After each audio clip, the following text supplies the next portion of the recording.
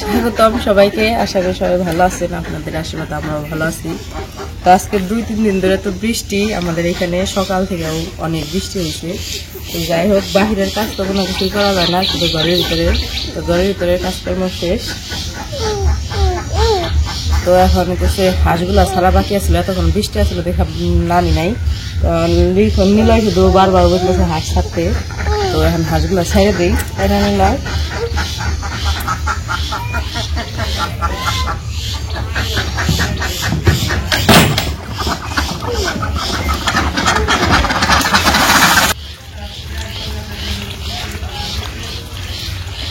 আজকে মাত্র হাঁসের ডিম পারছে 2টা বান। 3 দিন ধরে 2টা। প্রথম কয়দিন পারছে খালি 5টা, তারপরে 4টা, 3টা।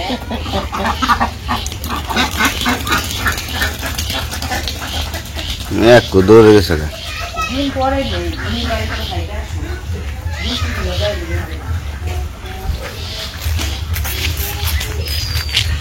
যে কেদা না ফিসলে আচার খাইয়া তারপরে কলঙ্ক করো না। বাহিরে আসার জন্য ছটফট করতেছে, খালি বৃষ্টির জন্য আসতে পারে না। না বাবা, আসতে পারে না। চলো ওইদিকে হাঁস দিক হাঁস।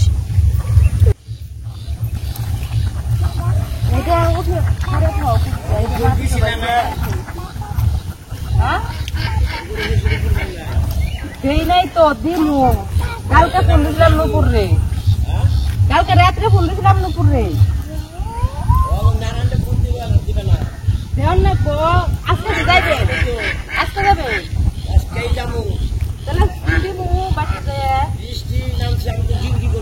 তাহলে যান আজকে।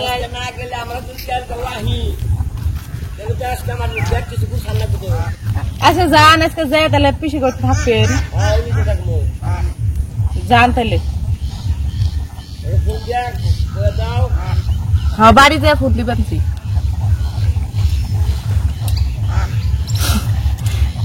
কি বলবো, কে কিভাবে নিব জানি না। তো আমাদের নুপুর তো জানি না সবকিছু। যাই হোক, তো আমাদের নুপুরের সম্পর্কে তো সবাই সবকিছুই জানেন। তো সরাসরি বলি আর কি, নুপুরের জন্য আমরা ছেলে দেখছি। তো নুপুরের বিয়ে ঠিক করা হয়ে গেছে আর কি। তো কিছুদিন আগে আমাদের বাড়িতে আত্মীয় আসছিল, অনেকেই বুঝতে পারছেন, অনেকেই কমেন্টে বলছেন যে হয়তো নুপুরকে দেখতে আসছে। আসলেই নুপুরকে ওই দিন দেখতে আসছিল, আর যে ছেলেটাকে দেখছে ভিডিওতে ওইটাই হচ্ছে ছেলে। তো ওই দিন দেখতে আসছিল, ওই দিন আর কি প্রথম নুপুরকে দেখতে আসছিল। তো সেই জন্য আর কি আমরা ভিডিওতে সেরকম কোনো কিছু বলি নাই, কারণ পছন্দ হবে কি হবে না এটাও তো একটা জানার বিষয়। তো যাই হোক, তো আসছিল 15 দিন আগে, 15 দিন হয়ে গেছে আর কি, কালকে শুক্রবারে। তো নুপুরকে দেখে যাওয়ার পরে পছন্দ হয়েছে, তারপরে জানাইছে আমাদের পছন্দ হয়েছে যে। তো তারপরে আর কি সবকিছু খোঁজ খবর টবর নিতে নিতে আর কি একটু সময় লাগছে। তো পরে সময় টময় নিয়ে ছেলের ব্যাপারে সবকিছু খোঁজ খবর নিয়ে আবার কালকে শুক্রবারে গেছিল আবার আমাদের বাড়ির ছেলেরা যারা আছে, যেমন বাবা, তারপরে গৌরাঙ্গ বর্দা পিসির ছেলে, তারপরে হইতেছে ভক্ত কৃষ্ণ, কৃষ্ণের বাবা, লিখনের বাবা লিখন, এই 7 জন আর কি। এই 7 জন মিলে গেছিল ছেলের বাড়িতে কালকে। ছেলের বাড়িতে আর কি এর আগে তো খোঁজ খবর নিছেই, সবকিছু বললামই তো। 15 দিন সময় হয়েছে, 15 দিন আগে দেখতে আসছিল নুপুরকে। 15 দিনে আর কি ছেলের বাড়ির যত খোঁজ খবর আছে সবকিছু নিয়ে টিয়া তারপরে কালকে গেছিল আমাদের সবাই। ঠান্ডা লাগছে, কালকে বৃষ্টিতে ভিজছি না। এই যে তো কালকে আমাদের বাড়ির সবাই যায় আর কি, ছেলের বাড়িতে যায় সব বিয়ে টিয়ে সব ঠিক করে আসছে। এমনকি ছেলেকে বাবা আশীর্বাদ করে রেখে আসছে, আর বিয়ের ডেটও ঠিক করে রেখে আসছে। বিয়ের ডেট পড়ছে রবিবার, কালকে রবিবার, তারপরে রবিবার, মানে আর 1 সপ্তাহ আছে। তো রবিবারে ডেট ফেলাইছে। আর তার আগের কথা হইতেছে, নুপুর যেহেতু শ্বশুর বাড়িতে থাকে, তো শ্বশুর বাড়ির তো একটা অনুমতি নেওয়া দরকার। তো সেই অনুমতিটা নেওয়া হয়েছে যখন নুপুরকে দেখতে আসবো তার আগেই নেওয়া হয়েছে, যে নুপুরের জন্য একটা পাত্র পাইছি, ওকে কি করা যাবে। পরে যে নুপুর আমাদের বাড়িতে আসছিল, ওর শ্বশুর শাশুড়ির সাথে সবার সাথে আলাপ করেই অনুমতি নিয়ে তারপরে নূপুরকে আমরা দেখানো হয়েছে আর কি নূপুরকে। তো শ্বশুর শাশুড়ি সবাই অনুমতি দিছে। আর নূপুরের যেহেতু অল্প বয়স, অনেকেই হয়তো খারাপ ভাববেন, আবার অনেকেই বলবেন যে না ভালো। তো আমাদের আর কি যতটুকু ভালো মনে হয়েছে আমরা ততটুকুই করতেছি, কারণ ওর বয়স একদমই কম, এখনো 25 বছর হয়ই নাই। তো ওর বিয়ে হয়েছিল ছোট থাকতেই, তো সেই জন্য আর কি যাই হোক একটা দুর্ঘটনা হয়ে গেছে। তো এখন তো আর এভাবে ওকে রাখা যাবে না। আর ওই বাড়িতেও ওই রকম কোনো মানুষ নাই যে ওকে ধরে রাখবো, কারণ ওর শ্বশুর শাশুড়ি বয়স্ক মানুষ, কতদিনই বা ওর পাশে থাকতে পারবো? ওর সারাটা জীবন পড়ে রয়েছে, দাঁড়াও বাবা। তো সারা জীবন থাকতে গেলে তো একটা আশ্রয়, ভালো একটা আশ্রয় লাগে, মেয়ে মানুষের লাগে। তো সেই জন্যই আর কি বাড়ির সবাই মিলা সবাই চিন্তা ভাবনা কইরা আর কি ওর জন্য হয়তো আমরা আরো দেরি করে দিতে পারতাম। অনেকেই বলবো যে এত তাড়াতাড়ি দেওয়ার কি দরকার আছে, অনেক দেরি করে হতে পারতাম, কিন্তু ওর একটা মেয়ে আছে, তো মেয়েটা আস্তে আস্তে বড় হইতেছে, এখন ছোট, এখন যদি কোনো কিছু হয় যেমন আর মেয়েকে সাথে নেওয়ার কথা আমরা বলছি, যে ছেলের সাথে বিয়ে ঠিক করা হয়েছে সে নূপুরের মেয়েকে সাথে নিবে, এটা রাজি হয়েছে। তো সেই জন্যই আমরা রাজি হয়েছি, যদি মেয়েকে না নিতে তাহলে বিয়েতে রাজি হইতো।